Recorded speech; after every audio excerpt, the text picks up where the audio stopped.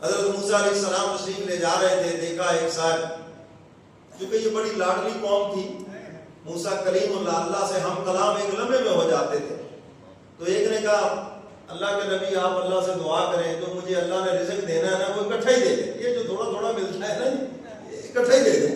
ہمارے یہاں بھی ایسے بڑے نمونے ہیں، راتوں رات ہم امیر ہو جائیں۔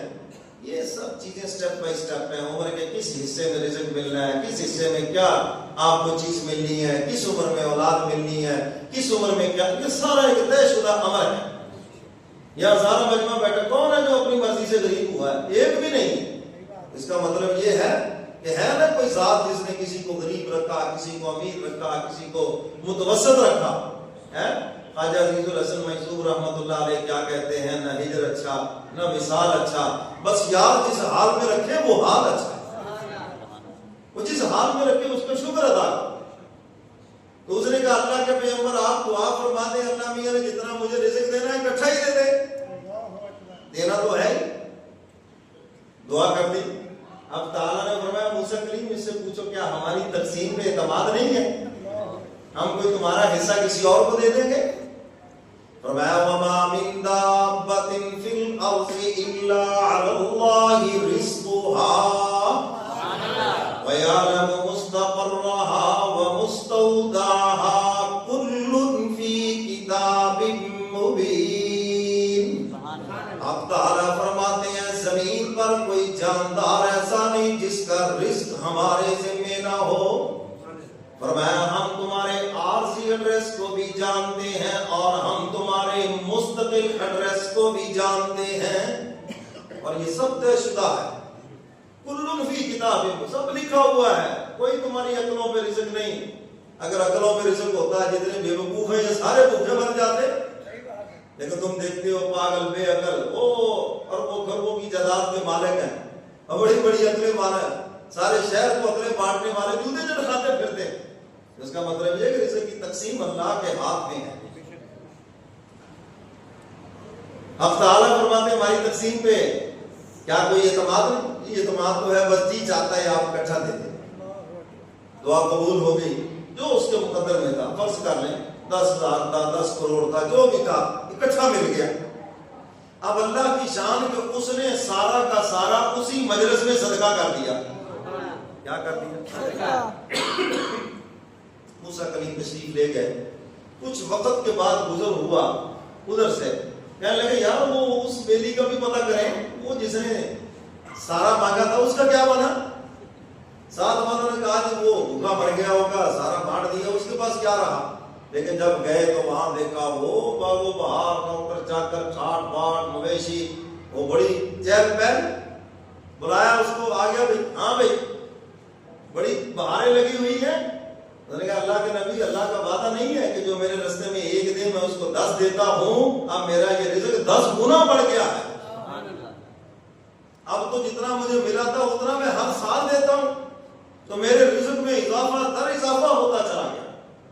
عقل کہتی ہے جوڑ کے رکھو پھر تیرے پاس پیسے زیادہ ہوں گے، اللہ کہتے ہیں وَأَنفِقُوا، مال کو خرچ کرو گے پھر زیادہ ہوگا۔ مال خرچ کرنے سے بڑھتا ہے، راہ خدا میں خرچ کرنے سے بڑھتا ہے۔ عقل کہتی نہیں جوڑ کے رکھنا ہے، ایک نہیں خرچ کرنا۔ عقل کے پیچھے لگو گے تو یہیں کھڑے رہو گے جہاں کھڑے ہو، اور خدا کے پیچھے لگو گے تو انشاءاللہ آئندہ سال ہی آپ کی پوزیشن بہت اوپر چلی جائے گی۔ کر لینا تجربہ۔ میں نے پچھلے دنوں ایک ہمارا جلسہ تھا ادھر دنیا پور میں، تو علماء بہت بیٹھے تھے اسٹیج پر۔ میں نے کہا مولوی امیر کیوں نہیں ہوتے؟ میں نے کہا اس کی وجہ یہ ہے کہ ہم لوگوں کو صدقے کا کہتے ہیں، خود نہیں کرتے۔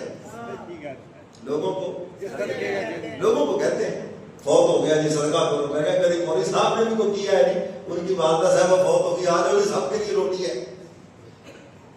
آپ یہ سارا مجمع بیٹھا کوئی بتا دے ہاتھ کھڑا کر کے فلاں مولوی صاحب کی فوت کی انہوں نے روٹی کھلائی ہے، ابھی سوال ہی پیدا نہیں ہوتا۔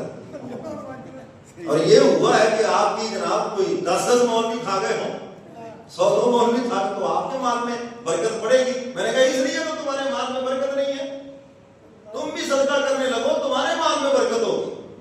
تو میرے محترم سامعین یہ قانون سب کے لیے ہے۔ اما عائشہ صدیقہ رضی اللہ تعالیٰ عنہ فرماتی ہیں حضور علیہ السلام سارا سال صدقہ کرتے تھے، لیکن فرماتی تھی رمضان کے مہینے میں حضور کہاں کو پہنچتی تھی. میرے محترم سامعین، اور جو لوگ زکوٰۃ نہیں دیتے، یہ بات رہ نہ جائے اس لیے میں پہلے اس کو عرض کر کے پھر آتا ہوں اس طرف. قرآن کریم نے ان کا بھی بیان کیا ہے، اور میں جو لوگ زکوٰۃ نہیں دیتے ہیں جی ان کے متعلق بھی فرمایا زکوٰۃ فرض ہے، سونے چاندی ہے، مال ہے، پیسہ ہے، زکوٰۃ نہیں دیتے. قرآن کیا کہتا ہے؟